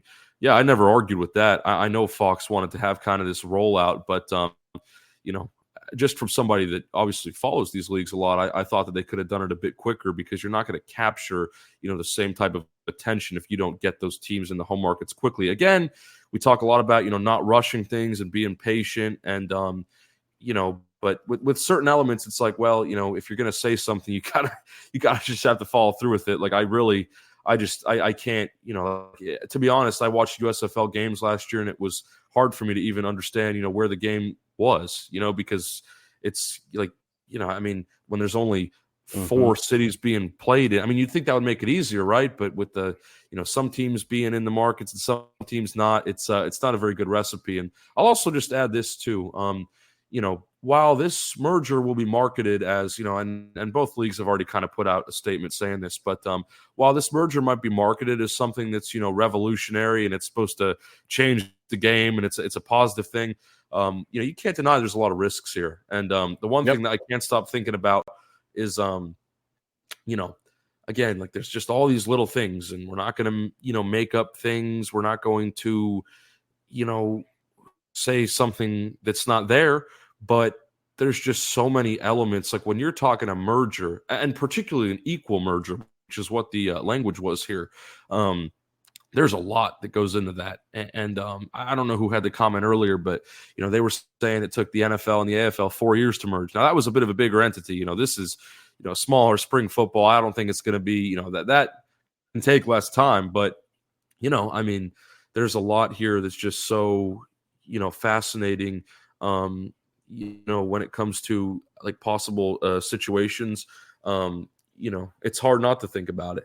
And I think I'll probably leave it at that. Understood. I'm going to keep rolling through these comments. We got some good discussion points. Let me go back up. I had one from Richard. Richard said, so what is going to happen if the merge is delayed? I think an interesting question. I think the situation that makes the most sense would be you just have, XFL and USFL play out their 2024 seasons as they plan to before the merger talks. Because let's be honest, some of the things right now, we talked about the business as usual concept earlier. Some of those things, could present a great benefit if these leagues don't merge, because it would be a shame if the merger fell through and, the XFL, didn't have rosters filled up, X many weeks before the season. But no, they've been signing guys to letters of intent. And, same with the USFL from the roster perspective, at least. Like, they've had their free agency. Guys have been shifting around. They're still scouting and recruiting, making roster moves every day up until, now. So, I think, there is an element, like, the teams, as much as, it might seem silly, like the teams are following a business as usual plan. There is a scenario here that you can't deny. Even if I think that the merger is going to go through for 2024, that's not a guarantee, just like any of this is not guaranteed. So you do have to keep that in mind, and that's why I think, these leagues are following that procedure as they should. Agreed. Denzel had an interesting opinion. He said if the merger doesn't go through in time, I think we XFL playing the USFL schedule. So basically, he's saying he thinks that the XFL will adopt a USFL type schedule for the next year. It's an interesting opinion. Again, if we're hypothetically thinking that that the USFL business model will be the predominant sort of structure of this merged entity, I think that that's been floated around a couple times. Nothing to suggest that's locked in, but it seems to be the direction that a lot of people lean towards. Agreed. Let me look through. Got DeMarcus. DeMarcus said, I wonder why no one has considered just removing some home games rather than just cutting the teams. That way you can keep the fan engagement but save money as well. And in my opinion, this may be a strategy they're trying to imply. They're doing something we don't understand. So, this may be something that's happening. As well as my outlook on it, it would be really cool to have like an almost old school, wrestling vibes, USFL versus XFL, WWE, WWCW type feels, something like that. But that's reaching. Right. But I will say one of the cool ideas, I think, through this, merger discussion has been the idea of, like, you could have an XFL conference with the teams that last, from that side, and then the USFL conference from the teams that last from that side, assuming that, the number is equal on both sides. You might have to do some shifting, but, I think we might have brought it up when it initially came out, but like, wouldn't it be cool to see like the Arlington Renegades and the Birmingham Stallions in a championship game? I think a lot of people that would create some fun fanfare. That's not a negative component at all, but yeah, again, that's getting too much into, things that are just thoughts and not really things that we can confidently say. So, exactly. Yeah, we don't have any concrete information. I would love to elaborate on that more. I don't, but some of it's just, it's too complex ultimately, I think. Yes, sir. Agreed. And we got Jay. Jay's going crazy in the I'm going to try to see what you're talking about, Jay. It's hard for me to keep up. All right. So, no, he's talking with Mike G. Basically, I mean, this is the last thing from Jay that needs to be highlighted. He said, I just hope they do this merger proper. The promotion has to be big, and we need the proper amount of time to hype fans up and do everything right. And that's for sure, no doubt. Mm-hmm. Yeah, that's something I could agree with without many questions. Now, my thing is this: if they're hoping for comparable TV numbers, then we know and they know something has to be different. You can't walk into this year the same way and expect a better product, a better fan engagement. I mean, it's work on the ground. So I'm hoping as well, like the marketing kicks off, we go hard, we're hearing things, we're seeing things locally. I mean, so much can be implied there, but we just got to wait and see what they do. Right now, the fact that they've kept their own entity is respectful to me. People haven't just quit. People didn't just give up. They're really still pursuing whatever they're doing, whether it's the players, the admin, the coaching staff, whatever. So it's pretty good on my end. Yeah, I would agree with that. Okay, let's move on, man. We're almost done. It's almost been 2 hours, dude. It's been a while. Last time we got on here, we talked for a while too, it seemed like. Yeah, I think that was over 2 hours. Yeah, I had to go to the bathroom very bad. An hour in. Yeah. Now you're bringing that back. I remember that. Yeah. All right. So last point I really got for tonight. I mean, and we've hit it a bunch, really. But what's your best outlook for the 2024 season as a fan, as media, as a close media person in the XFL? What do you hope to see personally? Well, I just hope, again, I don't want to sound too repetitive, but just everything's thought through. Some of the decisions, I think, regardless of what happens, are going to seem weird. They might not make much sense, but clearly somebody's thought this out, and whether I, disagree or not, we'll see. I just think, man, this won't be proven for many years to come, but, I would really hope that, this merger situation allows, both, I guess it wouldn't be both leagues anymore, but the merged entity to, continue for multiple seasons. My biggest fear is that this merger will go through and they just, only have one season and then it's a failed experiment. And then you essentially kill both leagues as opposed to keeping them alive, which seems to be the goal.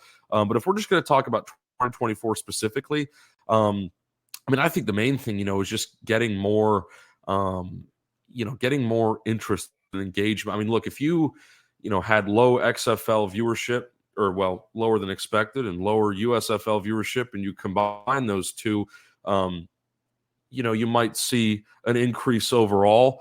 There's no guarantees there, right? People could you're going to get that crowd that's, I don't want to put up with this change anymore. And, I don't know. I can't, as crazy as it sounds and as optimistic as I've been here tonight, I can't take myself out of that conversation either. Like, there's a scenario here where, I just, depending on, certain logistics, right, that, I might have to just focus on personnel full time. And I'm prepared to do that. I've been thinking about that the past couple of weeks. I haven't really spoken about that publicly. Again, I've been pretty reserved with my opinions, and, people who know me well know that I do feel a certain way.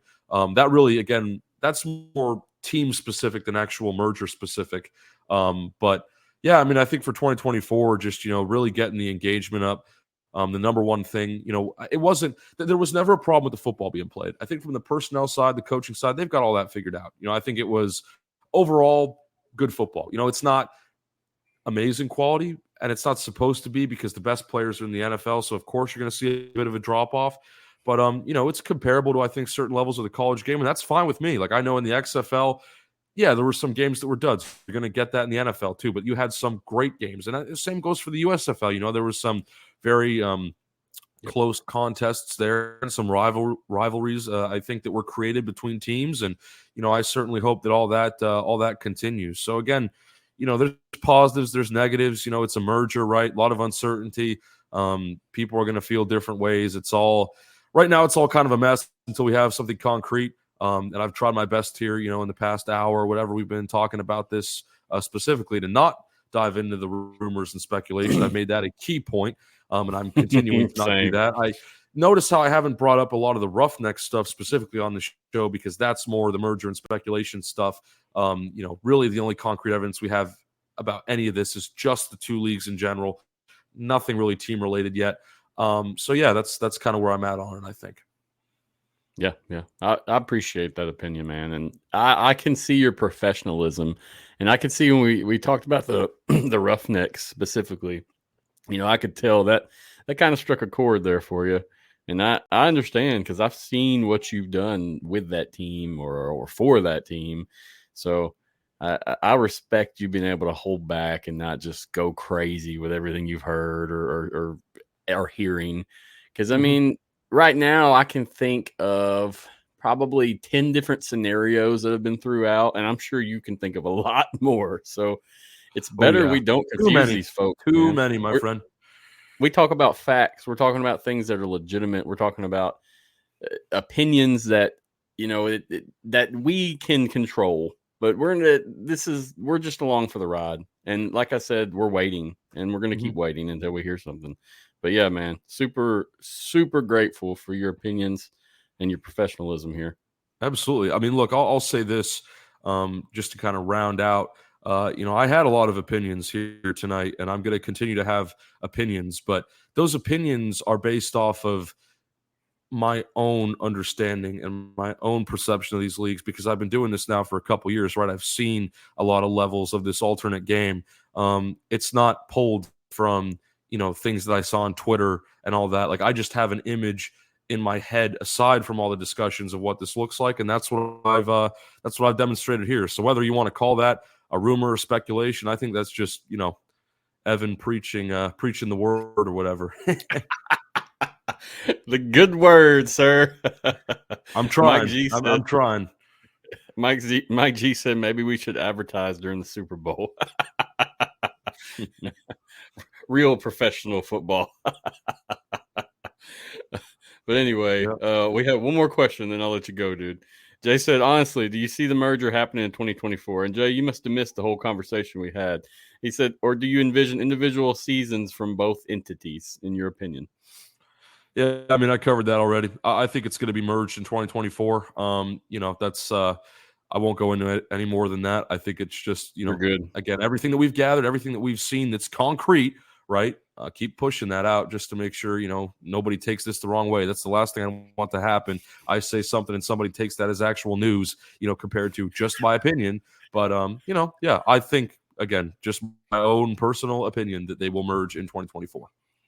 Cool. And yeah, man, you're good. I appreciate your opinions, and people know that when you come on this show, we're not here to rant and rave. We're not here to get the likes and clicks. We're just here to have a discussion. You can like it or you can hate it. I really don't care personally.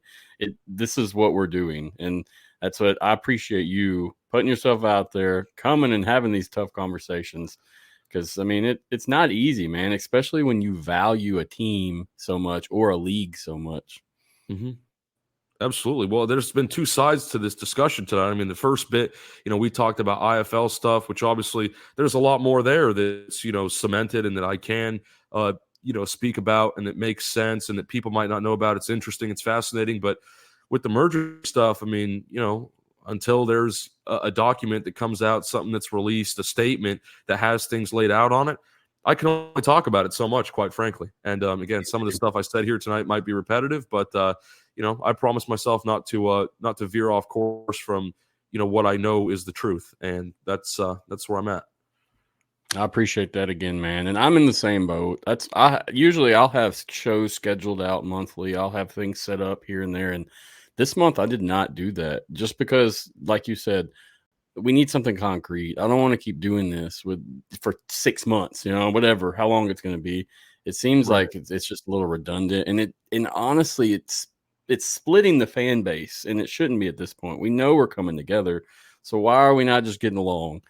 So hopefully, we can kind of be the leaders and guide some folks to just, hey, let's all be friends. Kumbaya, hold hands, Sure. Yeah. I think, from the XFL and USFL side, there definitely has been, whether it's necessary or unnecessary tension between, those two parties, regardless of, well, it really comes down to what league you support, really not what team you Exactly. support. There definitely has been some tension there. So I hope that, yeah, some of that will be settled through this. Again, as a media guy, I just stick to the facts. I don't really care about, someone can, come in my Twitter DMs and tell me, well, Evan, the USFL is better because A, B, and C. I mean, I don't care, man. You can tell me whatever you want. That's great. I'm glad you have an opinion and that you've actually been watching these games, because some people really just don't care enough to even say anything. So Agreed, man. Agreed. I appreciate you again, Evan, and I look forward to us talking again, man. Thank you for coming on tonight. absolutely. Yep. Anytime. I got your socials there. If you wanna say your Twitter or anything else you want people to find you at, please just shout it out, because, like I said, it's an audio show too, and we do have somewhat of a following. Yeah, I think it's all been covered, man. I'm just gonna say, go Nighthawks. We appreciate all the support. Obviously, kind of went from IFL to merger talks, so maybe I can. I'm kind of plugging the IFL again here a bit at the end, but no, man. I mean, that's really become my main focus here, especially through all the uncertainty, you could say, with the past couple months, and what was my sort of I guess what was sort of my main activity, which was on the XFL side. That's now IFL. It's a bit of a different game there. So again, that's changed, but I think it's all for good, man. It's all for the better.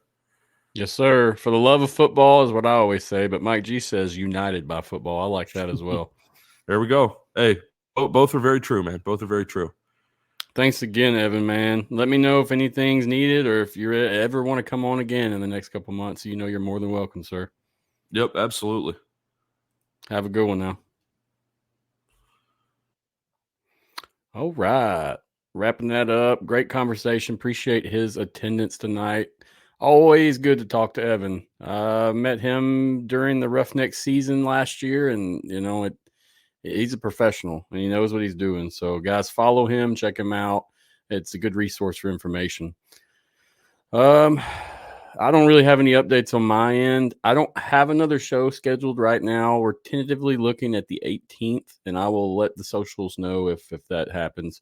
But with other news and everything happening, I really just didn't want to keep jamming stuff down people's throats. It's always a good experience to come on here and talk to you guys. But then again, how much can I talk about without being redundant and just doing the same thing over and over? So I appreciate you listening tonight. I appreciate you listening after the fact if you're listening on the audio or just on the video format in any of the socials. Thank you so much for the support. Look forward to the future and seeing what happens with the merge, with the IFL, with everything. I mean, it's a great time. Want to say thank you to the XFL for letting me cover the league. It's a great opportunity. Regardless of what happens, I'm going to be there. So just make us proud. As well as want to say thanks to XFL Board. As always, good partnership there. So check them out. Follow them. Let me check everything out. Make sure I didn't miss anything. Nope, I'm good to go. Well, until things kind of settle down, guys, just be patient, wait it out. Don't jump to conclusions. You're allowed to have an opinion, but don't be toxic. Don't spread negativity. Stop dividing the fan base if that's what you're doing. And the people that I'm talking to right now, you know who you are. We are going to be in this together. And if you're wanting to be in this alone, then you need to go do something else, because this is going to be a team affair for us all. Like I said, guys, great pleasure. Thank you for listening. Thanks for coming. Look forward to the next show. Check out the socials for that drop. Until next time, peace.